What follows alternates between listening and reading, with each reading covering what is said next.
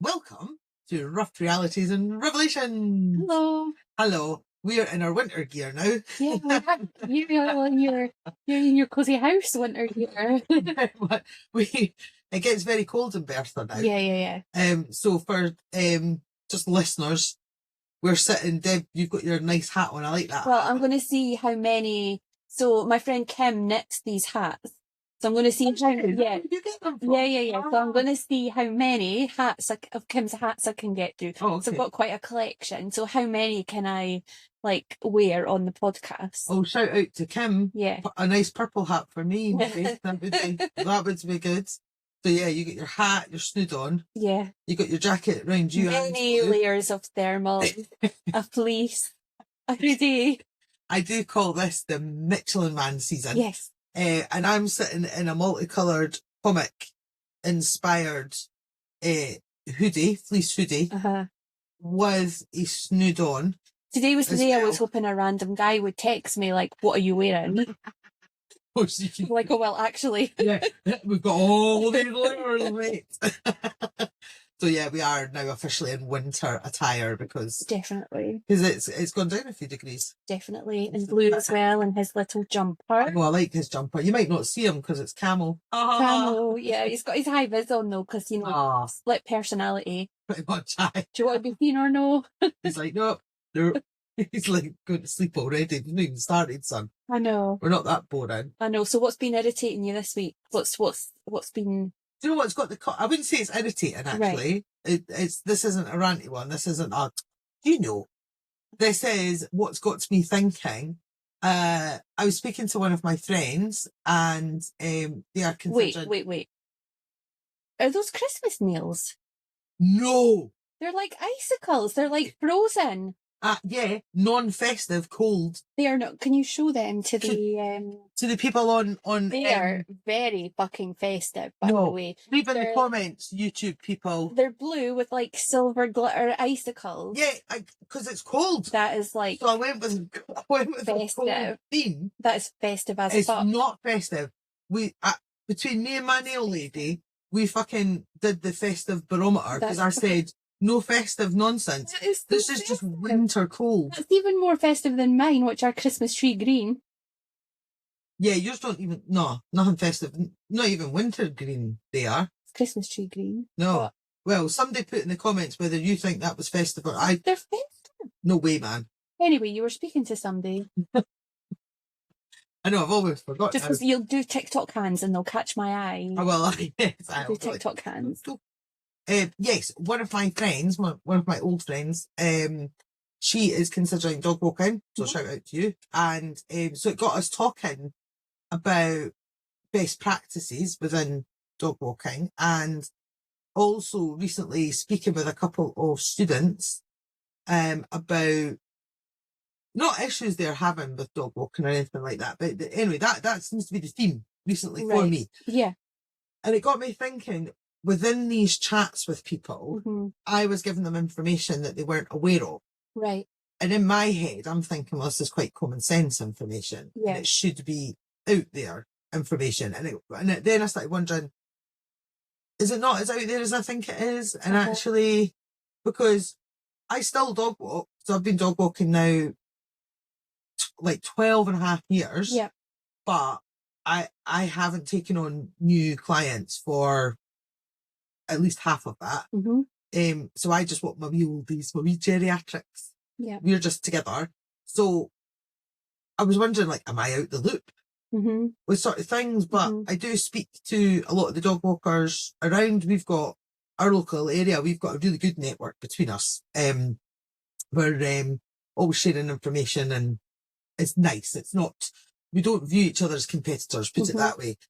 So part of me was like, oh my God, am I out the loop with stuff? Or am I old fashioned about how the job should be done? Right. I don't know. Yeah.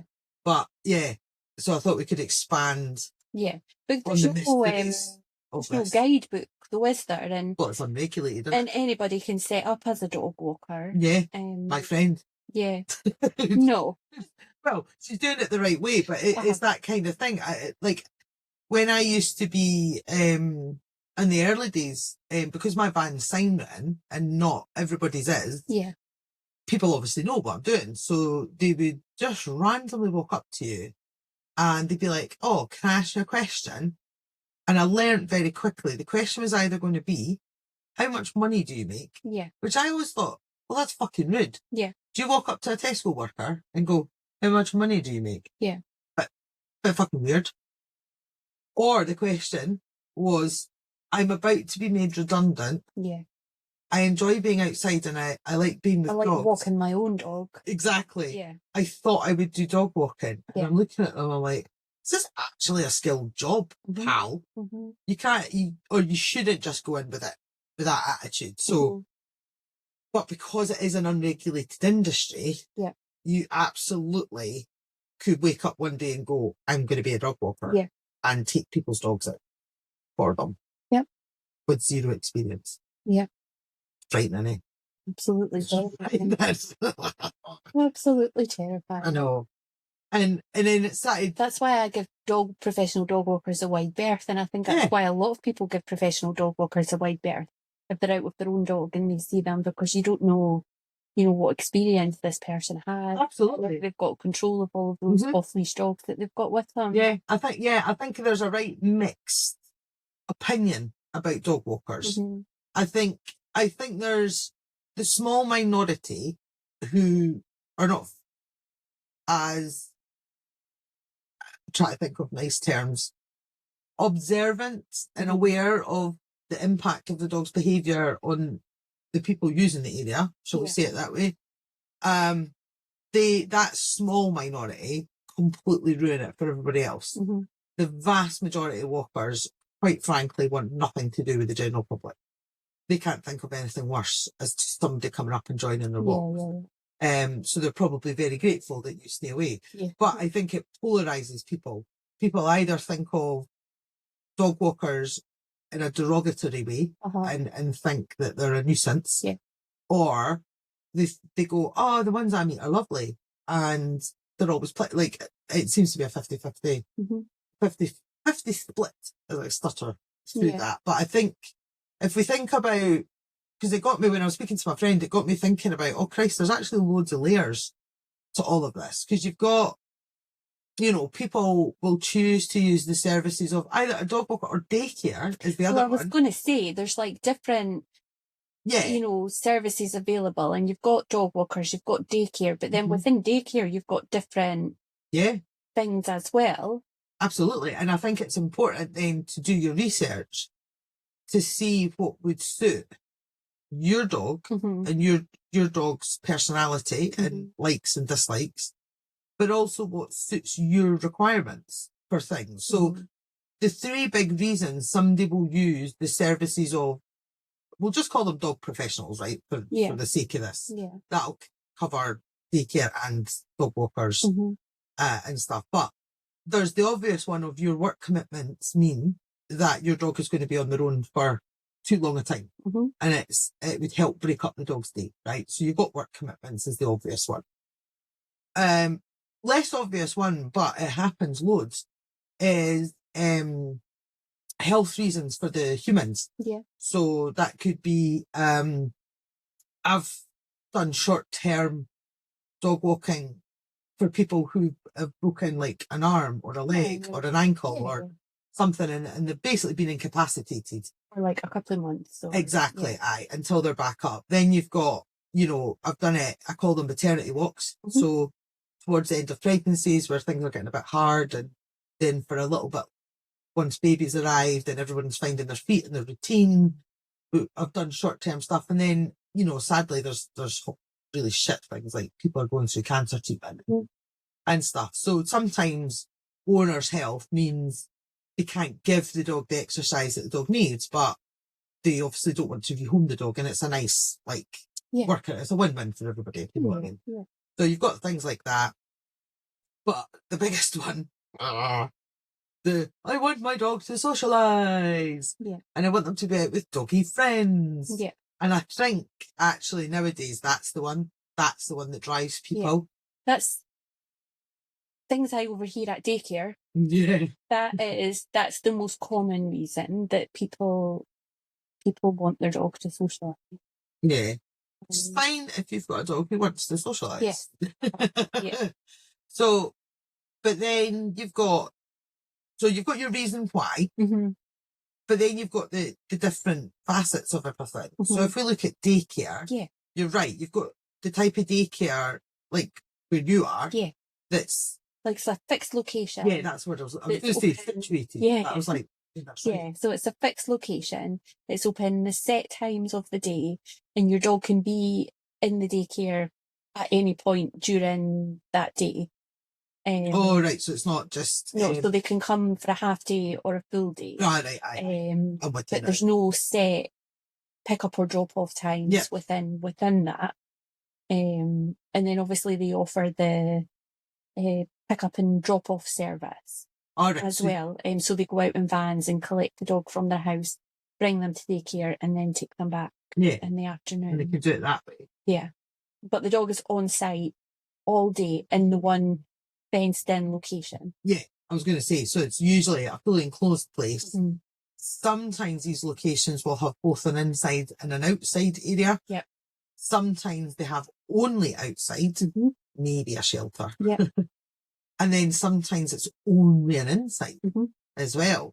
Like on an industrial unit type thing. Yeah. And there's ones that are inside with a little outdoor garden. And there's ones that are inside and they take the dog on a walk. Yep.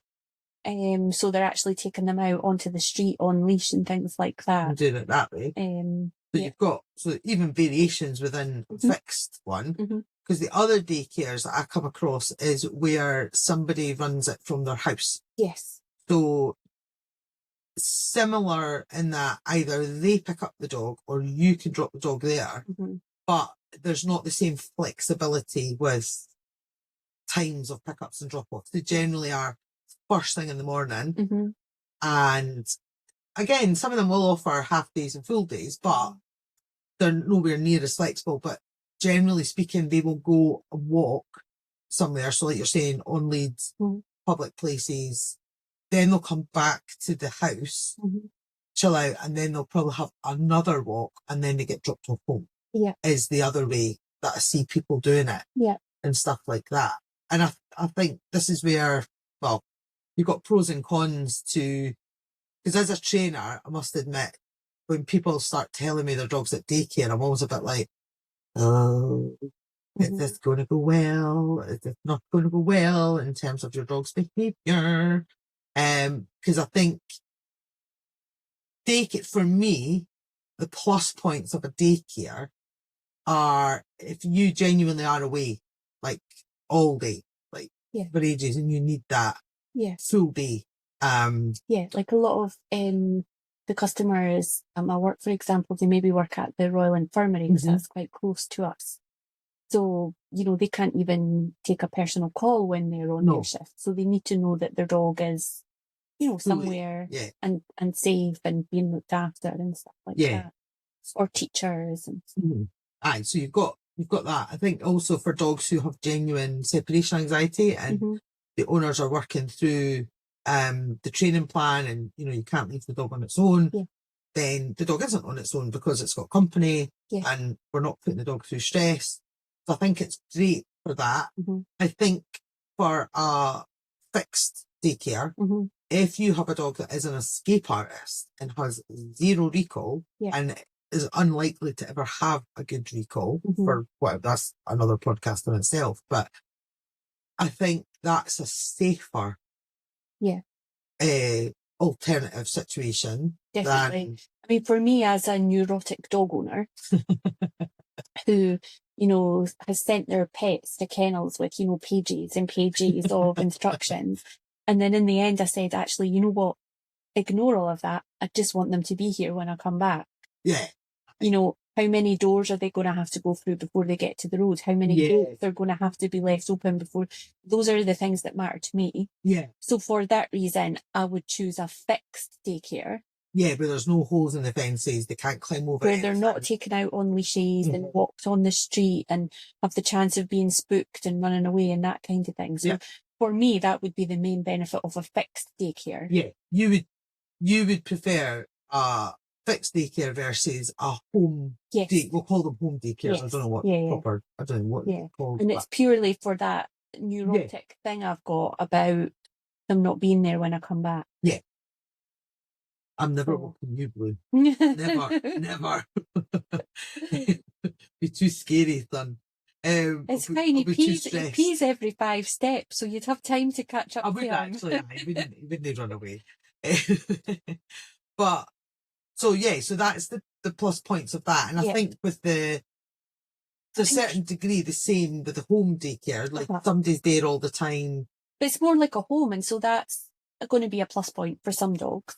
Like, it's not like a big organisation. It's somebody's house, familiar things. Yep. Sofas, comfy sofas, and things like that. So those are good options. I think the bits that give me the ick, that I go, oh, this could go sideways, is how it's managed in terms of, are the staff, do they have enough training on body language, dog behaviour, who's assessing what dogs are going with what dogs? Yeah. Do you know? Because I'm not saying this because, we're friends, but I think the daycare that you're beside, they do a bloody good job. They do, considering how many dogs they have in, which, could be, I think their licence is for around 100, maybe like 105 or something like that. That's a lot of dogs. Yeah. That's a lot of dogs. Yeah. Yeah. And managing that is hard. A massive thing. All the time I hear, because, we're on radios, and all the time I hear about, right, where are we putting this dog? Let's move this dog's getting a bit anxious or, a bit overwrought, let's move them, and where can we put them? And these conversations are happening all the time through the day. Yeah, and that's good. And as a result of that, you can be next to the daycare and not hear any barking. No, I don't hear. I don't hear anything. Because the levels are kept. It's micromanaged. Yeah. So that the levels are kept like nice and relaxed and chilled. And dogs come for a trial as well. And then depending on how they get on, they would maybe come for a couple of hours. Yeah. Build up to half a day, come for a few half days before doing a full day. There's a lot, because I think that's the bit that gives me the ick, is when it's not managed well. So what you're describing is people paying attention to arousal levels, paying attention to games, paying attention to body language, because knowing the individual dogs as well. And going, you're not having fun now, mate. I'm going to take you away from this because you're not here to be rocking in the corner because the other dogs are too boisterous for you. And equally, the ones who are becoming too boisterous, they're not then letting them bully other dogs and then making that other dog or dogs have a rubbish time there. So that, in my mind, is how I would like it to happen, where people are stepping in and going, no, this is just getting silly and daft. And I think keeping an open communication with the owners as well. The staff where I work, they know if there's a new baby in the house, or if someone in the house is unwell, or if someone, is away for work or just back from, being away for, they know all of these changes and how that might potentially then affect the dog's day. No, you're completely right, because if the dog is having a little bit of an upheaval at home, they're not necessarily behaving as they would normally do, because they're a little bit stressed and things are different. So I think that's good that there are those lines of communication there, and they're then more on the ball about watching the dog's behaviour, because maybe that dog has less patience than normal, or maybe that dog actually wants a quieter day. They don't want to run about like a lunatic and interact as much. So maybe they go in with a smaller group. The bits that worry me is when I hear the stories of, I had one where the lady was saying her dog was getting a bit reactive, so the daycare would just put a muzzle on the dog, but the dog was still going to daycare. Right. So in my head, I'm thinking, well, if the dog is starting nipping at other dogs, probably not just nipping, it's probably biting. And their solution was to put a muzzle on. It's telling me the dog's showing that it's not necessarily happy there, and it's not enjoying maybe the number of dogs or what's going on. So the dog's already unhappy. You've then stuck a muzzle on, probably with no muzzle training.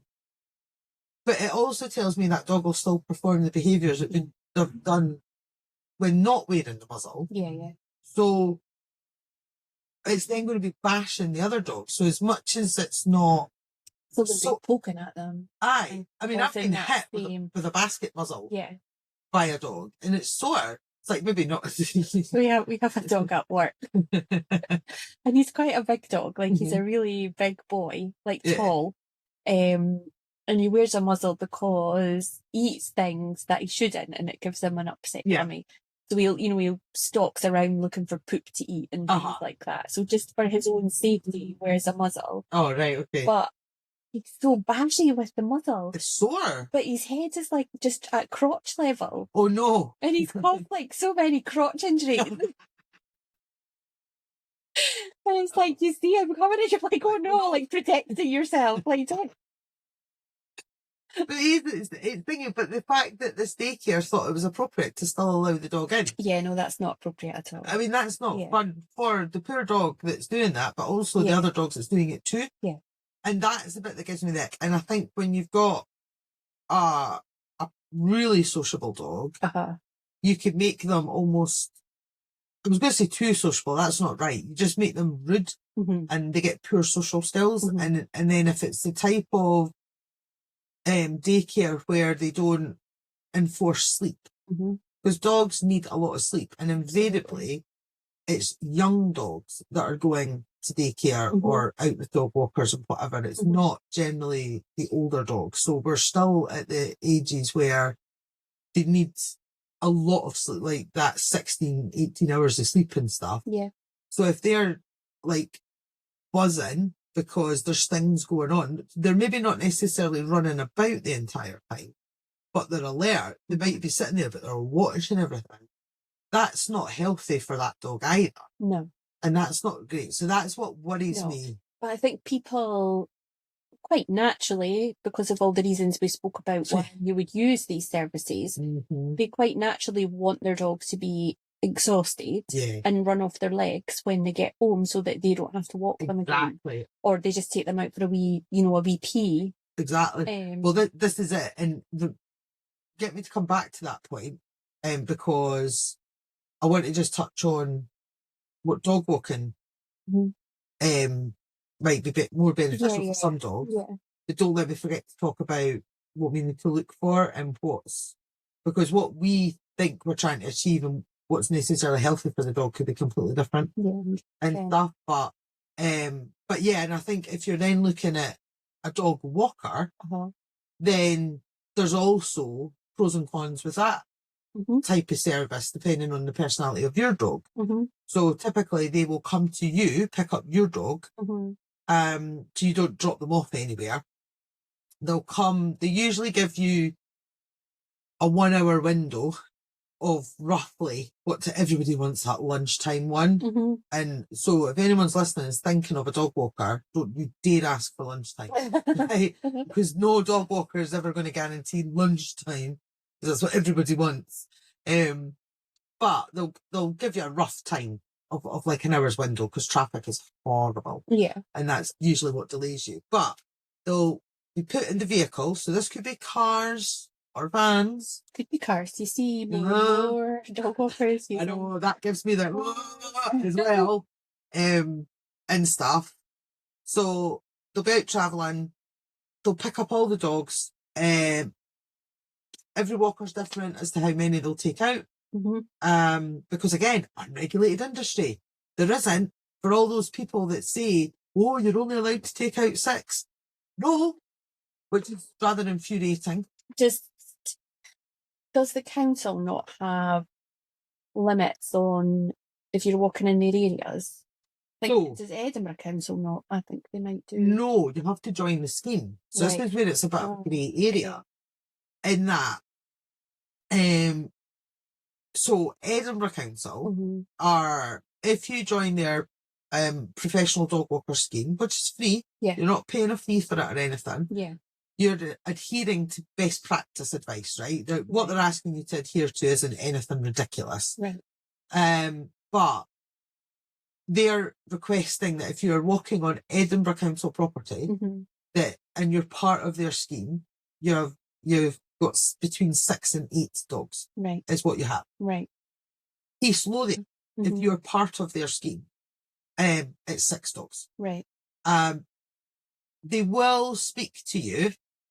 So if you say you're somewhere in East Lothian, and you're walking 8, and they're maybe getting a bit boisterous, it doesn't look like you've got a lot of control. If the dog warden's out and about, or if the rangers of that area are out and about, they'll come and speak to you. As far as I'm aware, they can't really make you do anything because it's not a law. Yeah. Do you know what I mean? Yeah. Like some council areas down south, maximum 4, top. That's it. Yeah. No ifs and buts. Yeah. But does your insurance not have a limit on the number of dogs you can walk? Depends who you're insured with. Right. So I was with one company because I just had 6. I felt that was more than enough.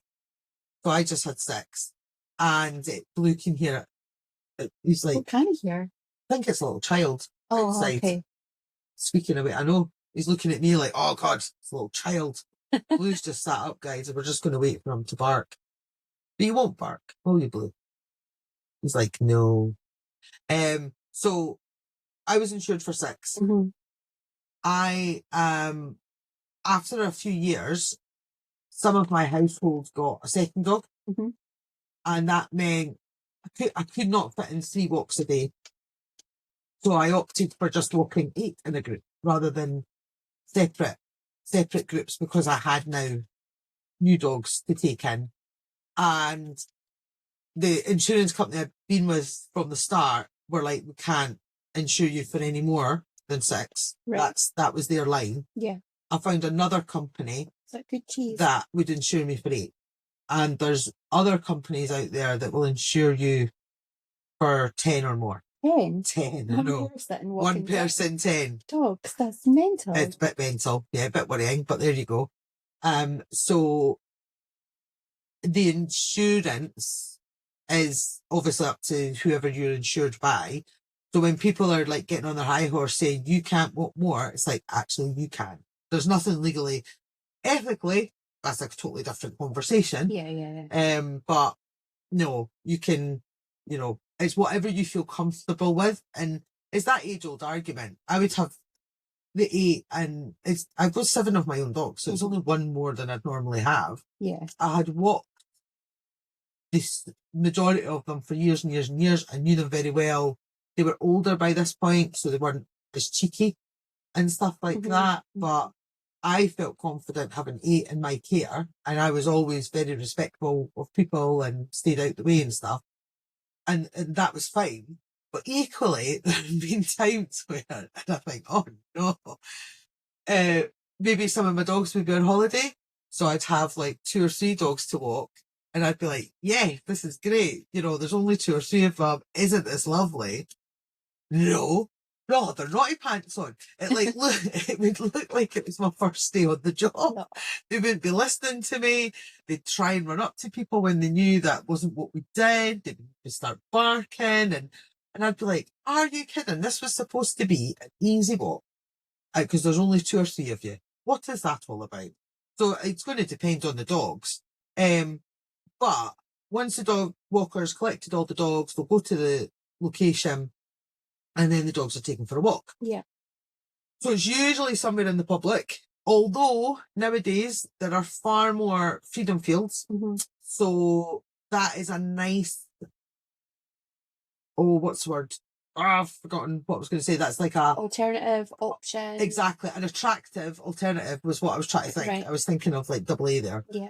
Oh, as a walker, we do not have to deal with members of the public. Yeah. The dogs are all safe because they're in this enclosed field. Yeah. And a lot of dogs, we'll get onto this later because I might rant about it. A lot of dogs are sent with dog walkers and things to learn things like recall and not jumping up and stuff like that. Yeah. So you've got pretty boisterous dogs. So actually, for everyone's sanity, using a freedom field is maybe a bit of a better option. Yeah. So tangent, but I see a dog walker who also brings their toddler with them. What do we think about that?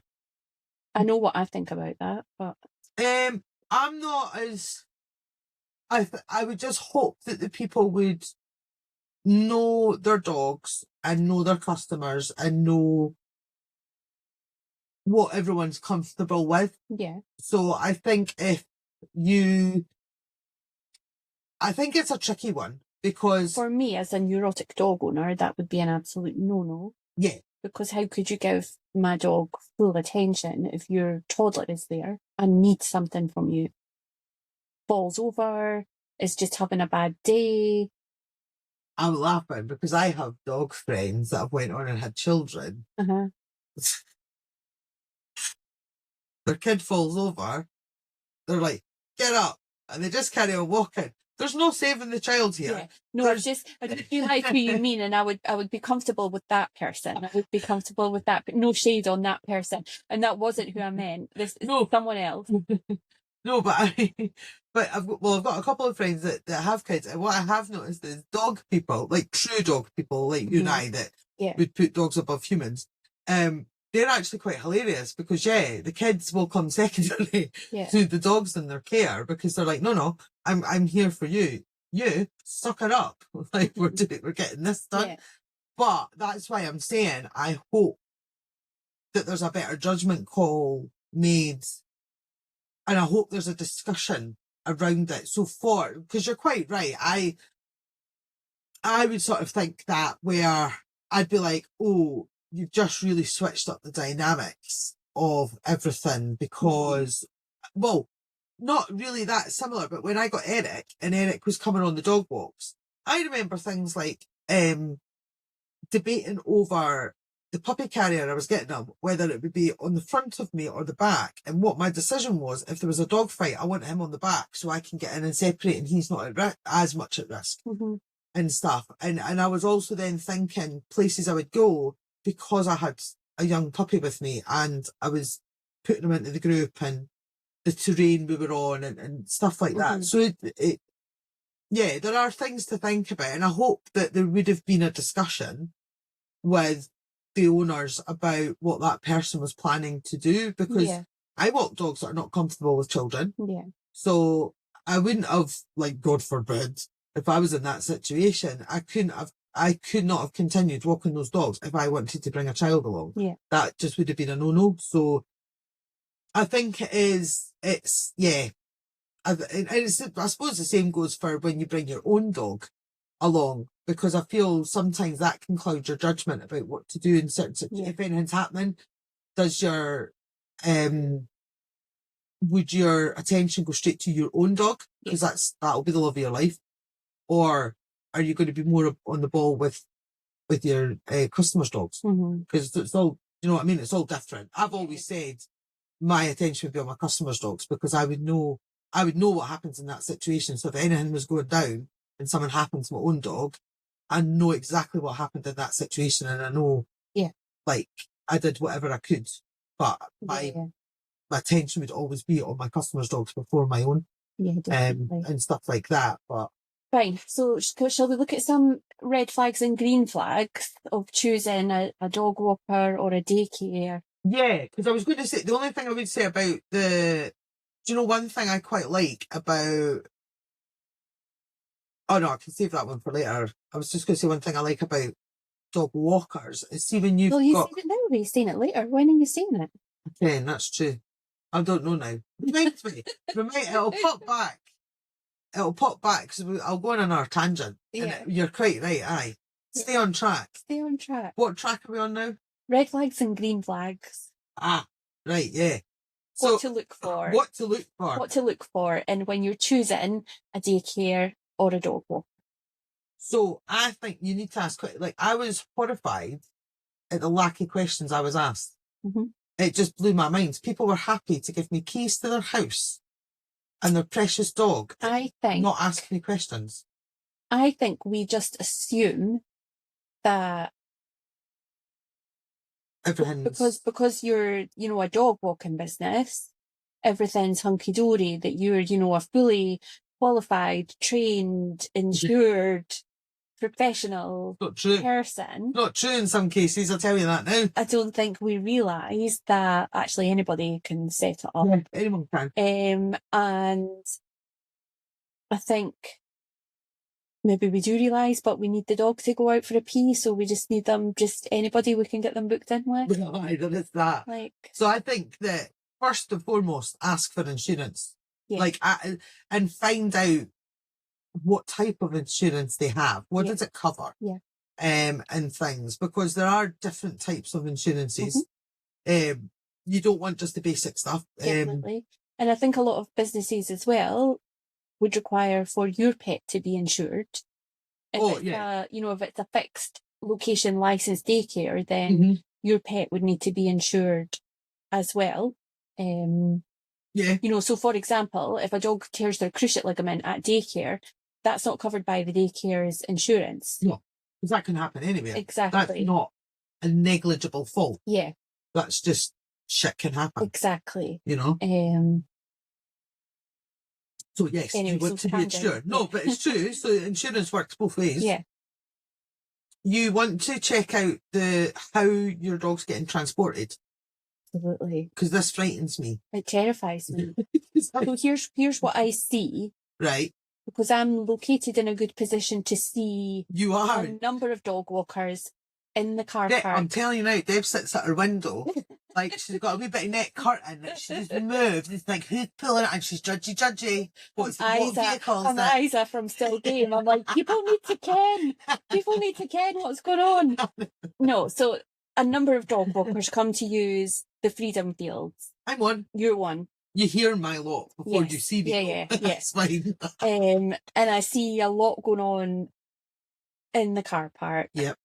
No shade on them. They're running their business, and I'm not going to put down their business. But for me and my dog, I would not want my dog to be transported loosely in a car.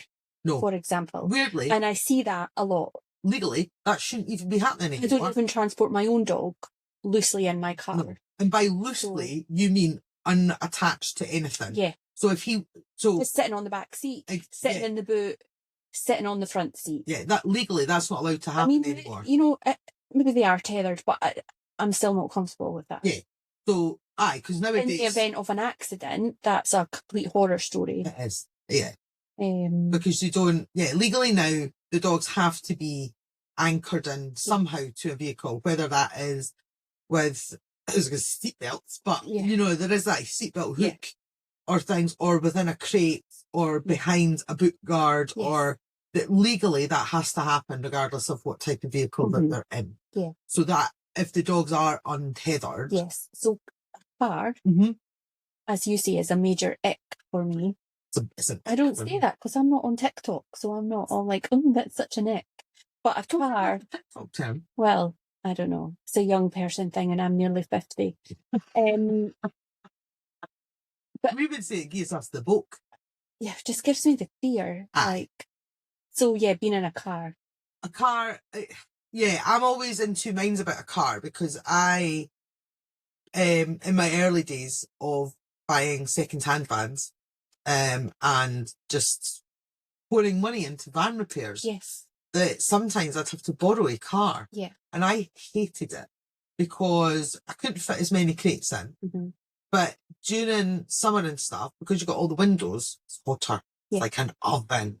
Vans are cooler. And also the dogs are not getting as stressed. They're not, they can't see anything that's going by. So you're not getting the barking, diving up at the windows and all this sort of stuff. But vehicles are expensive. We all have to start somewhere. Absolutely. So no shade, but it wouldn't be my choice. That would be my choice. And then the other thing I see is that people have vans, but they don't have any crates in the vans. So the dogs are loose in the van. I would rather have the dogs in a car. So, seatbelted in. Yeah, than just loose in the back of a van.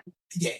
Because one, in the event of an accident, that's another complete horror story. Yeah, those dogs ain't surviving. But two, this from a security point of view, when you open those van doors, that's just terrifying. It is. But I see it. It happens. And also, from a travelling perspective, if you have got, like, so this is, I will always stand on this one. I really don't think when you have dogs travelling who do not live in the same household and do not have a close relationship, they should not be travelling, like, together, loose. Because if a fight breaks out, what are you going to do when you're driving? When you're on the bypass and you've got dogs kicking off. Well, this is it, because it'll never be conveniently at traffic lights when you've stopped. No. Or right beside a bus stop that you could pull into. No. It's going to happen when you're doing something like that. And all it takes is for one dog to have a wee injury that the owner has not told you about. So the dog's, it's ripped its dew claw, or it's done something to its foot, or it's got a bit of a sore tooth or something. And then you going round your corners and the dog's jostling, they've jostled into each other, and that other one's just went, Kim, what, fuck you, I feel like shit. I'm going to bite you. Yeah. Sorry, Blue. He looked at me and Blue went, no violence, Becky. No violence. If anyone's being violent, it's him. That's what that look was. It was like, I didn't sanction violence, Becky. But if they're loose or they're even sharing, because this is the other one I see, 3 to 4 dogs that do not live in the same household. In the one crate. In the one crate. I'm just like, what are you doing? You're just, like, I'm one for flying close to the fucking sun, but I won't do shit like that. Yeah, so what's the gold standard then for transporting dogs? So either, if it's a daycare that offers a pick up and drop off service or your dog walker, what is the gold standard? What would be the top crates. Individual crates in a van. Ideally crash tested crates. Yeah. And built in crates. So I think there is a slight difference. So I have built-in crates. Yeah. I've got metal. A lot of people just have crates like these. I started with this. So these are just shop bought, regular collapsible metal dog crates. Even transporting in Bertha when we're driving, they're bungee corded in. So if, God forbid, I end up in an accident, they are anchored in. And hopefully they'll not roll all over the place. But, I mean, I will say they're not crash tested. They're not. No. They will crumple if something really bad happens to us. Yeah. So fully fitted, crash tested crates, that's the gold standard. That's the gold standard. That's what everybody should be aiming for. Yeah, but you'd have to be in business a while to earn enough money to pay for that. I have to say. Like, because it's expensive. So I feel like daycares should have that though. Yeah. That's bigger enterprise. You'd hope so. They'd have a bit more money behind them. Yeah. But I had these, and they were all secured in, and each dog had their own individual crate and things. And then as my business grew and we got more financially stable, I'd saved up because my crates cost me, I think it was about £2,000 to get mine's made. And that's seven crates I've got. And they're quite big. The bottom set are quite big, so they're top and bottom. But that was £2,000 a few years ago. So it's not cheap. And I don't ever, this is why we keep saying we're not judging, because you don't know where you are starting in the journey. And it's like, we're not judging, but also we're judging. Yeah, exactly. I mean, there's ways to make it safe, but within your budget and stuff. So yes, for me, every dog would be individually created, whether it's in a van or a car, is what I would want to see. I'd want to know the person's protocol for introducing dogs. And things. I would be so if you were looking at daycare, it's exactly like you're saying, there's a trial. So normally, you tell me what normally happens. You do daycare. This is just, obviously this is just based on what I see, and it might not be like fully accurate, but dogs will come for an hour's trial, usually in the morning, when it's a bit quieter, before all the dogs on vans have arrived and, when the day gets busy, just to see, how they cope away from their owner, how they are around the staff, who are very hands-off at that daycare. They're not, it's, it's a hands-off, just let the dogs, do their own thing. And how they get on with other dogs and what, their personality is, will be assessed during that hour. And then from them, based on how they get on, then they would be invited back either for another hour's trial or for a couple of hours. And like I said before, build it up to a half day and then to a full day. But during that process, then the staff will start to put them down for sleeps. Yep. And see how the dog gets on down for their sleep, and the sleeps take place in crates. Yep. So, how is the dog coping in the crate, in the crate next to other dogs? How long is it managing, to get a sleep for?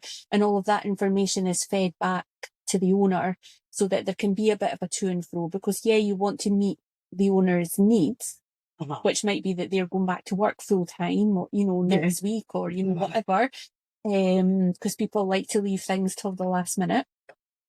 But also make sure that the dog is going to be comfortable and stuff at all. Is there a conversation before you even get to the trial, though? I'm assuming the owners must speak and say, this is what my dog's like. Yeah. Do you have space? Blah, blah, blah. Yeah. And going through all the T's and C's and all of that kind of thing. Because I would hope, so with dog walking, the way I used to do it was I'd go round to their house, I'd have my wee paperwork with all my wee questions. I would ask, I would go through my questions. So, things as an owner, you would want the person walking your dog, they would want to know things like, your dog's likes and dislikes. Are there any dietary requirements? Are there like allergies? Are there any health concerns with the dog? Stuff like that. But you would also need to tell them things like, can your dog be touched? Like to dry them, for example. Does your dog guard things if they've found something on a walk? Like, is that walker going to get bitten if they try and take a stick off them? Or they try and take a dirty tissue that they've found off them? Because it's amazing how many people don't tell you those things. But you would also be looking at, so you as the person that's potentially employing this walker, during this meet and greet in the house, you would be looking at, how is your dog interacting with that person? And how's the person interacting with your dog? So is your dog comfortable? Or is your dog like, oh, alarm bells? And that would depend on the personality of the dog. So if alarm bells are with everybody, that's fine. Then I would expect alarm bells with a walker. But if your dog is super happy with majority of people, but this walker that's come round, your dog's like, I don't know, then, trust your dog and all that. But excuse me, as the walker, I would also be looking at the dog's behaviour to see if I'm going to hit any trouble spots. But then I would ask to go for a walk. So I would want the dog to see me in their house, to understand that I come in and I'm somebody nice that's going to bring nice things for them. But I also am somebody who takes them out. So I would go out for a walk with them. I would also have some of my dogs in the van. So when we would go out, I would be looking at the dog's behaviour and whatnot, but also I would use that as an opportunity to show the dog the van, allow them to smell it, to see the crates, to see what their reaction was. Are they going to go into easily? Are they going to, shy away and stuff? But then whilst we were walking my dogs, I would ask, we'd be off lead, so I could double check people were telling the truth, because they don't always, in the desire to have the dog walked, they're like, they'll be fine. Once they've got it out, they'll work out what to do, and they'll tell you, oh, they've got a recall, no, they don't. But I would want to see how the dogs interact with my dog, my dogs, see if they get overexcited, intimidated with multiple dogs and stuff like that. But I would always hope it would give the potential customers a bit more, what's the word? I'm not doing well with my words tonight. More comfort, seeing how I interact with my dogs, how I would interact with their dog, and they get more of a vibe of, oh, actually, I think my dog would like going out with this person. So you would want that. I think I would be suspicious where somebody would just come round, fill in paperwork and go, give me your keys, I'll see the dog next week or whatever. And that's all the interaction they've had. You've no idea how that's going to go in the actual grand scheme of things. I think that's kind of part of the... Right, risk is not the word I'm looking for. Part of the... So when you're putting your dog into like a big daycare, for example, you're just handing them over. You've not met all of the staff. You've just met the spokesperson you know, for the organisation, the front of house person. Yeah. And you're not seeing what your dog is like. You're fully relying on the staff, like, giving you feedback. Yeah. And if the daycare is not great at that, if they're not great at observing, you know, how it was, then potentially they could say to you that your dog was fine when actually it wasn't fine. Yeah. And you hear about, I mean, I've seen people post videos of their dogs at daycare, not just in this area, but like around the place. And the dog is actually, when you look at it, they're fence running. You know, they're up to high dough. Yep. You know, they're having a good time. You know, you can see dogs, you know, poking at each other. Yep. Yeah. You know, there are some daycares where food is used a lot. I know somebody that went for an interview at a daycare, and during the course of the interview, the person that was interviewing them just chucked some treats like into the group of dogs. Nice. I would hope they would know the group of dogs. Yeah, you would hope. Because that is always dodgy. Because again, I see things like that where you'll have multiple dogs. So my thing is, we're back to the ball chucking, they'll throw one ball for 4 or 5 dogs. Yeah. And you're like, oh my God, that's an accident waiting to happen. Yeah. But again, this is where, you know, should it be as judgy? I call them share nicelies, or find it's. But my group have been a group for multiple years. Yeah. I would not do that. Definitely. With a guard or with a new dog in the mix or. Yeah. But I think what I'm saying is when you put your dog in daycare, you're essentially doing it blind. Yeah, absolutely. Like, you don't know what's going to go on, like, during the course of the day, and if any of these types of things are going to go on. So, and I think this is where you need to pay attention to your dog when they're coming home and what the behaviour's like. Like, what is the difference? Because this goes back to you saying how we do want a tired dog. Yeah. You know, evening time is when humans, we're on relaxing, we're on our downtime. We're not up for playing games and going for extra walks. So if the dog's been catered for, we one of the plus points of spending money and sending them to these places is they are tired when they come home, and we can all relax together. We can have cuddles on the sofa and watch TV, right? Yeah. That's kind of what we want to do. But what is the difference between happy, content, tired and emotionally exhausted? Yeah. Because I don't think that's spoken about enough, and I don't think people understand, is that clear enough? As in, you are expecting the dog to be tired, but so for me, what you've described with the dog's so fence running, for anyone that's like, the fuck is fence running? It's exactly as it sounds. The dog is pacing up and down and zooming back and forth, the basically the borderlines of wherever they are, the enclosed area. They're trying to find a way out. Yeah. They're not trying to do this to amuse themselves or that. Think of zoo animals that pace up and down. That's a stress response. It's not, that dog is not in a good place when they're doing that. They are looking to escape and to get away and run away. So their cortisol's through the roof, their adrenaline's quite high. It's not a good mix. Yeah. Nobody's pulling them out of it. Yeah, exactly. It's weird OCD-like behaviour that shouldn't be encouraged. It should be interrupted. Yeah, absolutely. I mean, we always say, like, if someone was in the pool and they were drowning, you would pull them out. Yeah. And it's, you know, you wouldn't just leave them there. No, it's the same they'll be fine. Yeah. They'll work it out. Half an hour, they'll be fine. Yeah. We'll all go home in a minute. You'll be, just keep struggling. Just keep going. And, but that's what it's like. And with you saying that the dogs are jabbing at each other, again, that's not happy. That's not good. So I would expect a dog who displayed those behaviours for several hours to be emotionally exhausted when they come in. So they will completely zonk. They'll just collapse. They'll just instantly try to go to sleep. It'll be like a deep sleep. They won't be interested in getting their dinner. They won't really stop for anything to drink. It'll be hard to rouse them to go and take them for a pee, that type of thing. They're like out for the count. Yeah, and that'll be, and it can be into the next day as well. So the next day, they're not interested in doing anything either. Yeah, I mean, they won't have had good quality sleep at their daycare either. They'll have no sleep because they're too busy fence running. Yeah. They won't have slept at all. They won't have been happy in a crate. Yeah.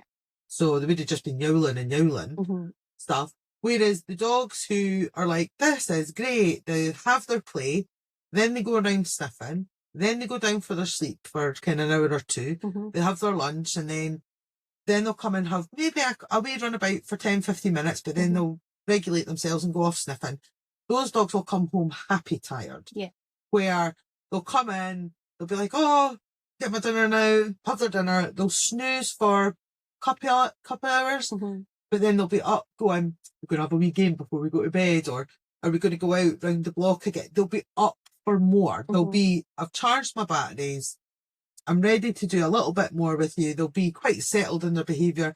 The following morning, they'll be absolutely fine. They're not tired. They're ready to go for a walk, to interact with you. All the that's happy tired. Yeah. And I think when you're getting that exhausted, emotionally exhausted, tired, people are just grateful that they're sleepy, but they're not realising they're sleepy for the wrong reasons. Yeah. And it's the one that worries me is when the dogs come back hyper. So the dog comes back and they're literally bouncing off the furniture, and they haven't gone to sleep yet, because this is another thing that emotionally exhausted can look like, is almost the opposite end of the spectrum. They're not sleeping, they're jumping about everywhere, they're super mouthy, they're very barky when they're at home, they're pacing, they can't settle. And it'll go through your mind that, Jesus, you should be tired. You've been running about all day. You've been having fun all day and stuff like that. And actually, no, that dog is so stressed out it can't even switch off. Yeah. And so I think... Like the toddler who's not tired. Yeah, right. So I think those ones, I would personally be assessing whether that is the right environment. Now, it might be that we're choosing daycare as an example for this one. This can happen with dog walkers as well, where the dogs that they're with are too high and they play too much, or the dogs that they're with are too in your face and things. But it means one or two things. Either, so if it's daycare, for example, it might just be that particular daycare's not right, where another daycare that maybe either has less dogs or pairs them up better might be a better solution. Yeah. But really, the daycare should be given that feedback. It shouldn't, you shouldn't be left to try and figure it out yourself. I know, but then this is the problem. I think this is because it's unregulated and everybody has their own opinion. Yeah. And I also think the conversations I've had recently, these things aren't knowledge. Yeah. People don't know that they should be getting feedback. Yeah. I think that's why...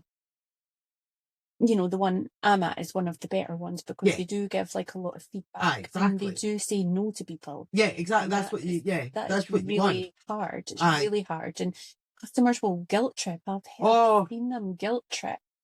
I'm going back to work full time. If you don't take my dog, they're going to be at home for 9 hours a day. Yeah. Well, it's not my problem though. But you're looking at this dog and you're like, no. But it's, it's hard, but... Well, this is it. No. And I think, as well, with that, so you're looking at the dog's behaviour, but then you're looking at, to assess, is this the right thing for your dog? It's not just when they come home, but it's what's now happening on your walks. Yeah. So for some, it's, are you finding that, is a recall getting worse? When you're out, is your dog seeing another dog and is starting to run off to go and play, because they're now like, oh man, I do this quite a lot now, so when I see a dog, this is what happens and stuff. Or is your dog actually getting a little bit reactive? Now, this could be one of two reasons.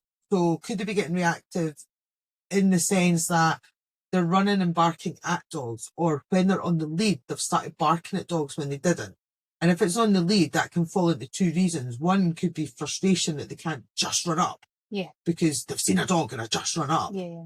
Or is it because they've seen a dog like, get away, and they're shouting? Yeah. So is that giving you now negative behaviours to deal with that you didn't have that before? Because their daycare or dog walker, then nobody's got their back. Is that what's going on there? Yeah. So it could be if the dog's... So I think this is where you need to know your personality of dog and not just go, I think my dog should like. So for me, you've got the social butterfly camp. So these are dogs who love interacting with other dogs, super sociable, want to run and play a lot of the time. They'll be pals with anybody. Those dogs, the danger with them, you don't need to promote that side of them, right? They've got that down pat. They'll play. They're quite confident about meeting other dogs.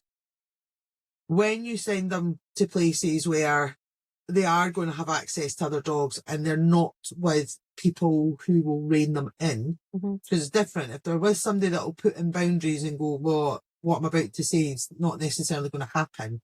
But if they're going somewhere where people don't know, or don't think it's a problem, you effectively create a social monster. Yeah. Where they start to lose social skills because going back to it's usually full of adolescent dogs. So, excuse me, it is the blind leading the blind. Nobody has social skills yet. Yeah. So there's no other dog saying, well, that was a bit rude. You shouldn't have done that. They just don't know, and it just gets all silly. It's like a bunch of teenagers going out drinking. Yeah. Who's ever going to rein them in? They're not going to do it to each other. Exactly. I think that's maybe like another one of the, I'm not here. I should be getting like money from the daycare I'm at. But because they've been open for a long time, so they've been open for 11 years now. And there are dogs that have been there for 11 years. Yeah. And the dogs are not grouped according to age. So there are, except Puppy Fridays, which, is just all the puppies together. But, so there is like a mix of experience, like in all of the groups. And I think that helps to absolutely keep a lid on it as well. Such a difference. But having said that, the dogs are not left to police themselves, and that should never be allowed to happen. Which sometimes it does. A dog should never get to the point where a dog has to be the fun police to another dog. The staff should be there to step in and say, actually. And I think when you have a social butterfly and it's gone somewhere where nobody's put boundaries in for them, this is when you'll see a negative knock onto your walks. They will bog off and go and see other dogs and make a bit of a nuisance. I've seen it where dogs that have been out with dog walkers, and the dog walkers been putting in boundaries, because I do feel this is one of the positives. When the dog is walked in the public, you absolutely have to put more boundaries in. Yeah. You can't have them running up to members of the public. You can't have them making too much a nuisance of themselves, because people get intimidated. If the dogs are running and playing, but there's somebody else that's like 50 yards away from you, that person 50 yards away could feel intimidated by the way the dogs are running and playing. As a dog walker, we know that. So we'll rein them in much quicker, because we don't want to have somebody shouting at us or taking pictures of us or making up stories that don't know what's going on. So there's a lot more boundaries in all of that, versus when you're in any field and there's no members of the public to bother you about, the dogs can kind of do what they want a little bit more because it's of no consequence. Yeah. So, and I see that as well with the dog walkers who are using the free-range fields. Well, I hear that. And there's, compared to, the daycare, which potentially has up to 100 dogs in it, the noise levels of a field with a dog walker that's maybe just got half a dozen is like, you wouldn't believe the contrast. Yeah. And the dogs are shouting the entire time. They're completely running about crazy, and it seems like the goal is just, let's just get rid of all this energy and then take them home again. So I think if the dog, so I've seen it where dogs have been out with dog walkers and the dog walkers have kind of put in boundaries and everything like that. And maybe due to the dog walker schedule not having enough spaces for that week, or maybe the owners are working longer a particular day. But anyway, the dogs started going to daycare. They've got to daycare 2-3 times. The dog walker can no longer control them because they've been allowed to silly. And this tends to be on a social butterfly personality. And they've actually had to say, I can't take your dog on group walks now because their behaviour has got ridiculous in just a few sessions. at daycare, which it just blows. And I've seen it. I've watched it happen. And so when you've got a social butterfly, you really should be choosy as to how those dogs are monitored. And you then have a look at their behaviour with you and, have to make a call on that. If you have a more introverted personality type dog who likes to take their time getting to know other dogs, or maybe it's a dog that's just like, hey, I really don't care about other dogs. It's not my bag. Then I would be careful where I'm sending them, but you might find a dog walker is a better option for you because there's less pressure on them. They can go off and sniff. They're doing normal activities. They're not in a location where it's a little bit more of a pressure cooker. But things that I would be looking out for where I'm like, oh, I don't think my dog's enjoying this as much as I'd hoped they would, is, again, you're probably going to see more reactivity. So you're going to see more barking. They'll maybe have shorter tempers. You'll probably see that more exhausted, tired, rather than happy, tired. Things like that. You might see them just because they are happy to see the person picking them up doesn't mean they completely enjoy it once they get there. But equally, if they look unhappy at the person picking them up, it doesn't mean. I've had a couple of dogs over the years that, honestly, when I'm coming to collect them, you would think I was taking them to the gallows. Like, they're like, no, don't take me. But it's usually because they maybe don't enjoy travelling as much and stuff like that. But so that doesn't always indicate they're not having a good time if they don't want to go with the person. Because sometimes, quite frankly, they're just like, I just want to stay on the sofa and, really want to go anywhere. So I think making sure you watch their behaviour in that respect to see if there's any changes so that you can be more aware of asking. If you don't have a walker or a daycare that gives a lot of information, ask questions is the important one. And then I think it's also good to remember that it's actually some responsibility on the owner as well about the dog's behaviour. Like, there are some skills your dog needs before you send them to these places. Definitely. Because I don't think this happens as much with daycare. No, it does. It does. Dogs that act like they've never been on a leash before.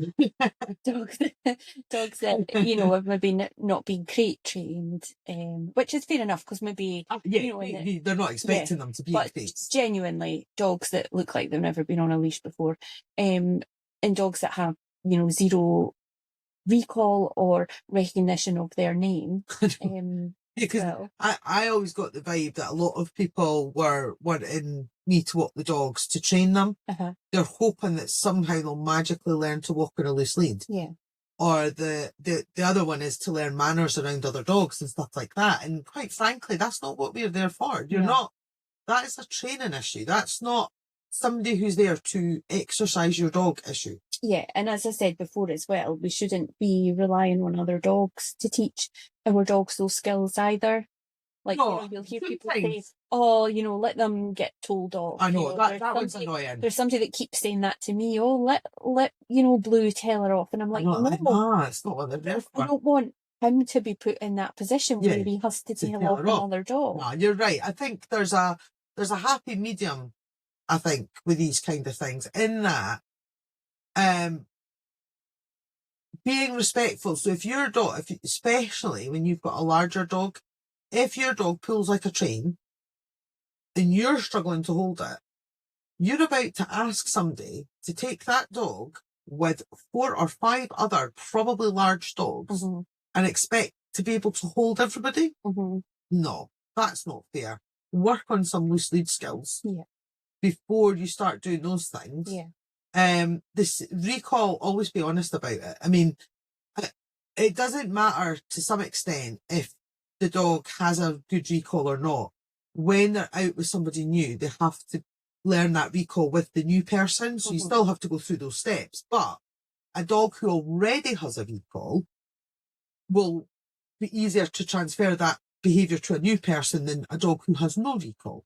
Because when they have no recall, that walker, if it's a dog walker, is going to have them on a long line. So they're still holding them. Yeah. And they're not there to be dragged around. I mean, I've had shoulder injuries, I've had back injuries, I've had my knees dislocated umpteen times because the dog's pulling on the leads, slamming into me, getting me twisted round all the leads and stuff like that. It's the reason you don't see a lot of old dog walkers. Yeah. Their bodies are broken, but as they age and they just get out the game, do you know, they're gone. Yeah. So I think there has to be some level of responsibility from the owner in terms of you can't just go, well, Ken, what, I can't handle my dog's behaviour, so I'm just going to pay to send them to daycare or out with a dog walker because I never put the work in. Mm-hmm.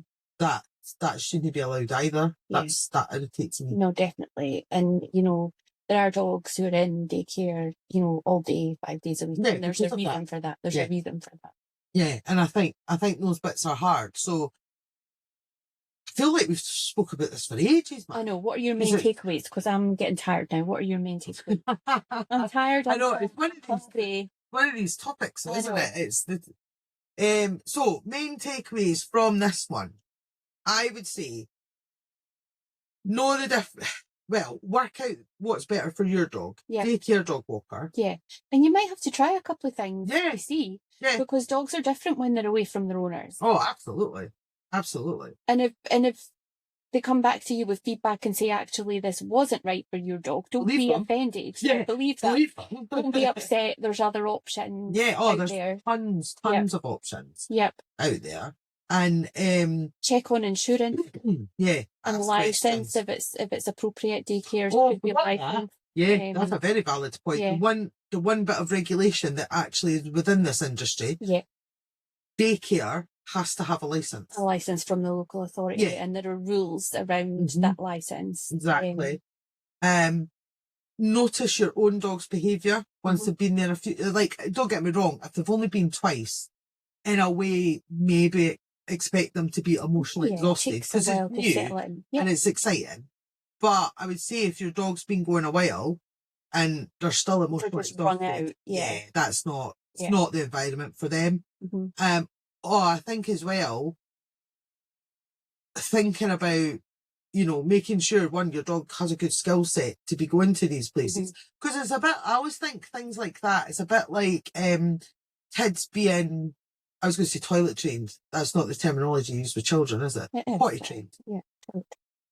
Before they go to school. Yeah. Like, do you know what I mean? The teacher's not there to change a kid's nappy. Yeah. It's the same, to me, it's like the same principle. Mm-hmm. When they go out with a dog walker or at daycare, they've got to have some adult skills. Yeah. But I think the frequency as well of how often they go is important. If you're only going to send them once a week, expect it to be a bit of a shit show for the person that's in charge of them because they won't build a bond just going once a week. No, it takes longer to build a bond. Yeah. They're always going to be completely giddy excited because it's like, oh, that one day a week I get to go and be a dog. Like that. So actually 2 to 3 times a week is better for consistency, routine, behaviours, building bonds, stuff like that. And I think going back to your point about if you get feedback and it's not what you wanted to hear, still listen to it because you then got to ask yourself, are you putting your own needs above the dog's? So if you were getting feedback that your dog was not having fun and this wasn't the type of place, because some people point blank just won't come and pick your dog up and you can't drop them off. Yeah. So you wouldn't be going back anyway. Other people usually people in this industry were quite soft and were caring and would be like, I know I'm saying your dog shouldn't be here, but I'll still pick them up and take them. If that's the situation, there's that's you being selfish and going, well, I don't want to find another solution. It suits me. Yeah. Like, so the dog going with the muzzle on, it suited that person. Yeah.